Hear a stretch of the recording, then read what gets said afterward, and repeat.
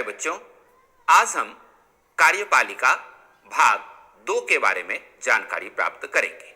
लेकिन उससे पहले एक पूर्वावलोकन करते हैं कि इसी विषय के भाग 1 में हमने क्या सीखा था।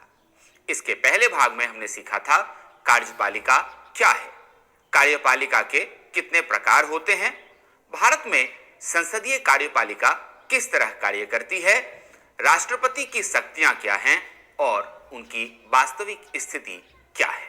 आज के महत्वपूर्ण विषय होंगे उपराष्ट्रपति, प्रधानमंत्री तथा मंत्री परिषद का आकार और अस्थायी कार्यपालिका जिसे हम नौकरशाही भी कहते हैं। अब हम उपराष्ट्रपति के बारे में जानकारी प्राप्त करते हैं। उपराष्ट्रपति का चुनाव भी राष्ट्रपति की तरह 5 वर्षों के लिए होता है, लेकिन एक खास बात यह है कि उपराष्ट्रपति के चुनाव में निर्वाचक मंडल में राज्य विधानसभा के सदस्य नहीं होते, बल्कि उपराष्ट्रपति के चुनाव में लोकसभा और राज्यसभा के चुने हुए सदस्य भाग लेते हैं। उपराष्ट्रपति को हटाने के लिए राज्यसभा को अपने बहुमत से इस आशय का प्रस्ताव पारित करना होता है और उस प्रस्ताव पर लोकसभा की सहमति भी लेनी पड़ती है। उपराष्ट्रपति राज्यसभा का पदेन अध्यक्ष होता है। राष्ट्रपति की मृत्यु हो जाए या राष्ट्रपति अपने पद से त्यागपत्र दे दें या राष्ट्रपति पर महाभियोग लगा करके उन्हें अपने पद से हटा दिया जाए या किसी अन्य कारण से यदि राष्ट्रपति का पद रिक्त हो जाए तो उपराष्ट्रपति कार्यवाहक राष्ट्रपति का काम करता है। उपराष्ट्रपति तभी तक कार्यवाहक राष्ट्रपति के रूप में काम करता है जब तक कोई नया राष्ट्रपति नहीं चुन लिया जाता। जैसे डॉक्टर फखरुद्दीन अली अहमद की मृत्यु के बाद बीडी जत्ती ने कार्यवाहक राष्ट्रपति के रूप में कार्य किया था। अब हम प्रधानमंत्री और मंत्री परिषद की बात करेंगे जो सरकार के मुखिया होते हैं और कार्यपालिका के रूप में उनका महत्वपूर्ण योगदान होता है। प्रधानमंत्री वास्तव में मंत्री परिषद का मुखिया होता है, अतः प्रधानमंत्री भारत देश की सरकार का सबसे महत्वपूर्ण पदाधिकारी हो जाता है। संसदीय शासन में यह जरूरी है कि प्रधानमंत्री को लोकसभा में बहुमत प्राप्त हो। बहुमत का यह समर्थन भी प्रधानमंत्री को बहुत शक्तिशाली बना देता है, लेकिन जैसे ही प्रधानमंत्री बहुमत का समर्थन खो देता है उसे अपने पद से त्यागपत्र देना पड़ता है। स्वतंत्रता के बाद कई वर्षों तक कांग्रेस पार्टी का लोकसभा में बहुमत बना रहा और उसी का नेता प्रधानमंत्री बनता रहा, लेकिन 1989 के बाद ऐसे अनेक अवसर आए जब लोकसभा में किसी भी दल को बहुमत नहीं मिला, जिस कारण अनेक राजनीतिक दलों को मिलकर गठबंधन बनाना पड़ा जिससे लोकसभा में उनको बहुमत प्राप्त हो। इस परिस्थिति में जो नेता सहयोगी दलों को अधिकतर स्वीकार्य होता है वही प्रधानमंत्री बनता है। प्रधानमंत्री यह तय करता है कि उसकी मंत्रिपरिषद में कौन लोग मंत्री होंगे। वह विभिन्न मंत्रियों के पद और उनके मंत्रालयों का बंटवारा करता है। यह ध्यान में रखा जाता है कि मंत्रियों को उनकी वरिष्ठता और राजनीतिक महत्व के अनुसार मंत्रिमंडल का मंत्री, राज्य मंत्री या उपमंत्री बनाया जाए। इसी प्रकार से राज्यों में मुख्यमंत्री अपने दल या सहयोगी दलों से मंत्रियों को चुनते हैं।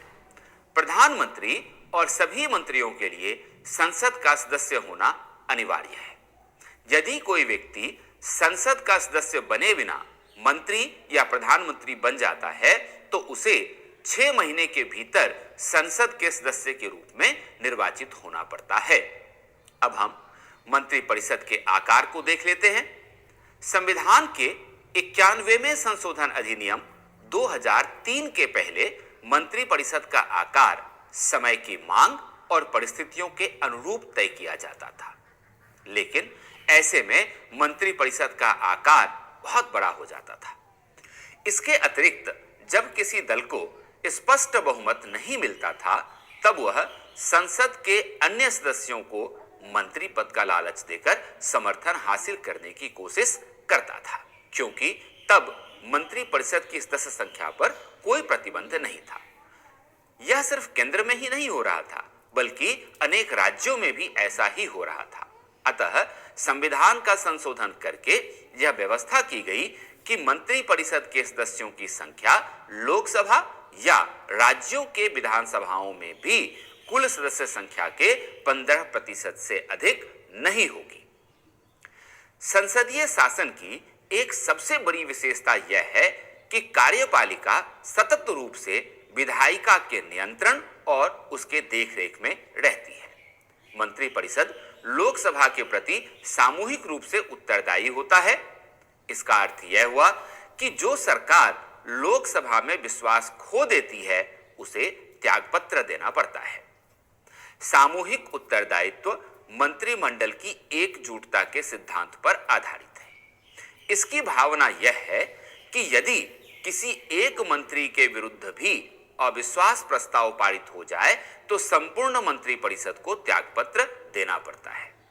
इसका अर्थ यह भी है कि यदि कोई मंत्री मंत्रिमंडल की नीति या निर्णय से सहमत नहीं है तो उसे वह निर्णय को स्वीकार कर लेना चाहिए या फिर उसे अपने पद से त्यागपत्र दे देना चाहिए। जिस नीति के बारे में सामूहिक उत्तरदायित्व हो, उसे मानना या उसे लागू करना सभी मंत्रियों के लिए आवश्यक है। भारत में प्रधानमंत्री का सरकार में सर्वोपरि स्थान है। बिना प्रधानमंत्री के मंत्रिपरिषद का कोई अस्तित्व ही नहीं है। मंत्रिपरिषद तभी अस्तित्व में आती है जब प्रधानमंत्री अपने पद का शपथ ग्रहण कर लेता है। प्रधानमंत्री की मृत्यु हो जाए या प्रधानमंत्री अपने पद से त्यागपत्र दे दे तो ऐसी स्थिति में पूरी मंत्रिपरिषद भंग हो जाती है, जबकि किसी अन्य मंत्री की मृत्यु या मंत्रिपरिषद से हटाए जाने पर या फिर उसके स्वयं त्यागपत्र दे देने के कारण मंत्रिपरिषद में केवल उस मंत्री का स्थान खाली होता है। प्रधानमंत्री मंत्रिपरिषद और राष्ट्रपति तथा संसद के बीच एक सेतु का काम करता है।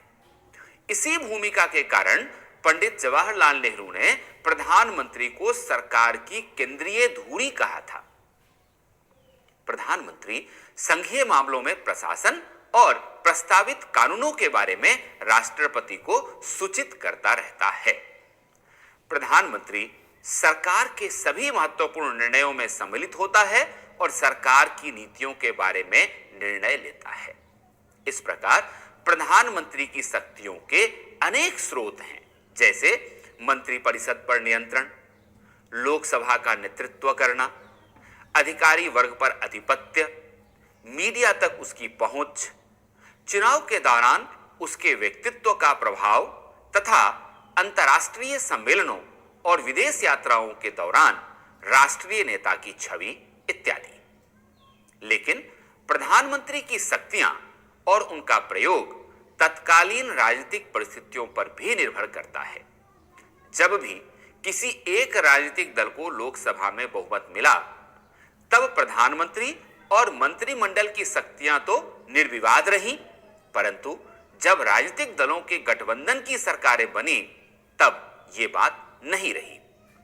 1989 के बाद हमने भारत में अनेक गठबंधन सरकारों को देखा है। इनमें से कई सरकारें लोकसभा की पूरी अवधि के लिए भी सत्ता में नहीं रहीं। बहुमत समाप्त होने के कारण उन्होंने त्यागपत्र दे दिया या फिर वे हटा दी गई। इन घटनाओं से संसदीय शासन का कामकाज बहुत प्रभावित हुआ है। इसके कई प्रभाव हुए हैं, जैसे इन घटनाओं से प्रधानमंत्री के चयन में राष्ट्रपति की भूमिका बढ़ गई है। गठबंधन की राजनीति के कारण राजनीतिक सहयोगियों में प्रधानमंत्री की सत्ता में सेंध लगी है और प्रधानमंत्री के अनेक विशेषाधिकार जैसे मंत्रियों का चयन और उनके पद तथा मंत्रालय के चयन पर भी कुछ अंकुश लगा है। प्रधानमंत्री सरकार की नीतियों और कार्यक्रमों को भी अकेले तय नहीं कर सकता। चुनाव के पूर्व और चुनाव के बाद विभिन्न विचारधारा वाले अनेक राजनीतिक दल आपस में सहयोग करके सरकार बनाते हैं। सहयोगी दलों के बीच काफी बातचीत और समझौते के बाद ही नीतियां बन पाती हैं और इस पूरी प्रक्रिया में प्रधानमंत्री को नेता से अधिक एक मध्यस्थ की भूमिका निभानी पड़ती है। कुछ एक बदलावों के साथ राज्यों में भी ठीक इसी तरह से लोकतांत्रिक कार्यपालिका काम करती है। एक बहुत ही महत्वपूर्ण अंतर है और वह यह कि राज्य में एक राज्यपाल होता है जो केंद्र सरकार की सलाह पर राष्ट्रपति के द्वारा नियुक्त किया जाता है। प्रधानमंत्री की तरह मुख्यमंत्री भी विधानसभा में बहुमत दल का नेता होता है, पर राज्यपाल के पास ज्यादा विवेकाधीन शक्तियां होती हैं। वैसे राज्य स्तर पर भी संसदात्मक व्यवस्था के प्रमुख सिद्धांत लागू होते हैं। चलिए अब एक गतिविधि करते हैं। यहां एक कार्टून देख रहे हैं आप, जिसमें सबसे सामने आपको एक महिला दिख रही हैं और उनके पीछे उनके परेशान पति हैं। इस कार्टून को ध्यान से देखिए। मुख्यमंत्री हैं ये और विश्वास मत जीतने के बाद भी खुश नहीं हैं, क्योंकि उनका कहना है कि विश्वास मत जीतने के बाद भी मेरी परेशानियां बरकरार हैं। अब क्या आप सोच सकते हैं कि वे ऐसा क्यों कह रहे हैं? अपने विचार अपनी कक्षा के सामने व्यक्त कीजिए। अब हम स्थायी कार्यपालिका यानी नौकरशाही के बारे में जानकारी प्राप्त करें। शासन के कार्यकारी अंग में प्रधानमंत्री, मंत्रियों और नौकरशाही का एक विशाल संगठन सम्मिलित होता है। सैन्य सेवाओं में अंतर करने के लिए इसे नागरिक सेवा कहते हैं। सरकार के स्थायी और प्रशिक्षित अधिकारी नीतियों को बनाने और उसे लागू करने में मंत्रियों का सहयोग करते हैं। लोकतंत्र में निर्वाचित प्रतिनिधि और मंत्रीगण सरकार के प्रभारी होते हैं और प्रशासन उनके नियंत्रण में चलता है। संसदीय शासन में विधायिका प्रशासन को नियंत्रित करती है। यह मंत्री की जिम्मेदारी है कि वह प्रशासन पर राजनीतिक नियंत्रण बनाए रखें। भारत की प्रशासनिक मशीनरी राजनीतिक रूप से उत्तरदायी है। नौकरशाही से यह भी अपेक्षा की जाती है कि वह राजनीतिक रूप से तटस्थ हो, अर्थात नौकरशाही नीतियों पर विचार करते समय किसी विशेष राजनीतिक दृष्टिकोण का समर्थन नहीं करेगी। आज अगर हम भारतीय नौकरशाही के स्वरूप को देखें तो यह बहुत जटिल हो गया है। इसमें अखिल भारतीय सेवाएं, प्रांतीय सेवाएं, स्थानीय सरकार के कर्मचारी और लोक उपक्रमों के तकनीकी तथा प्रबंधकीय अधिकारी शामिल हैं।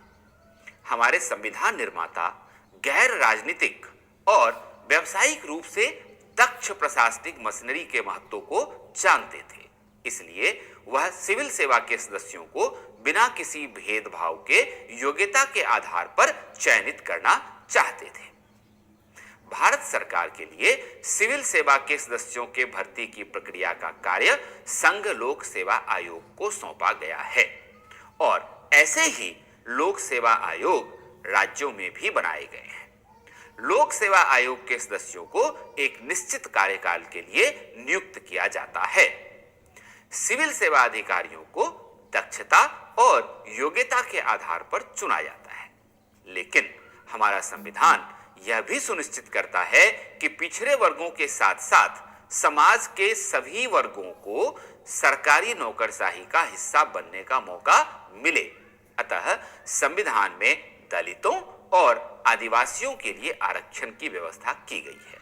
साथ ही महिलाओं और अन्य पिछड़ी जातियों को भी आरक्षण दिया गया है। इन प्रावधानों से यह सुनिश्चित होता है कि नौकरशाही में सभी समूहों का प्रतिनिधित्व होगा।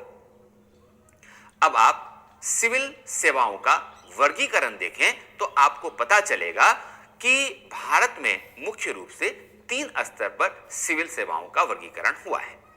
पहला अखिल भारतीय सेवाएं, जिसमें भारतीय प्रशासनिक सेवा और भारतीय पुलिस सेवा आती है।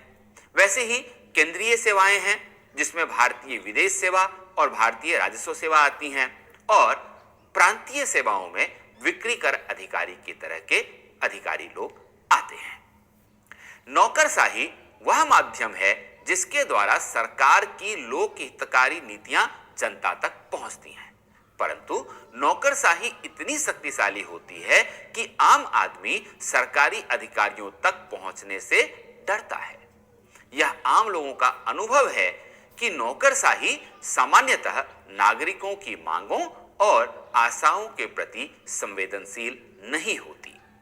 दूसरी ओर ज्यादा राजनीतिक हस्तक्षेप से नौकरशाही राजनीतिज्ञों के हाथ का एक खिलौना बन जाती है।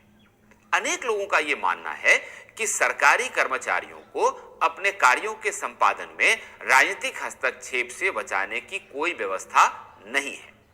यह भी महसूस किया जाता है कि जनता के प्रति नौकरशाही का उत्तरदायित्व सुनिश्चित करने के लिए पर्याप्त प्रावधान भी नहीं है, पर यह आशा की जाती है कि सूचना का अधिकार जैसे कदम नौकरशाही को और अधिक उत्तरदायी और संवेदनशील बना सकेंगे।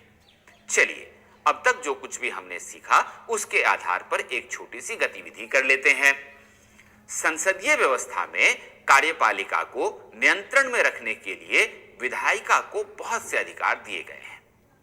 कार्यपालिका को नियंत्रित करना क्यों जरूरी है इतना? आप इस विषय में क्या सोचते हैं? आप अपने उत्तर के पक्ष में उचित तर्क दीजिए।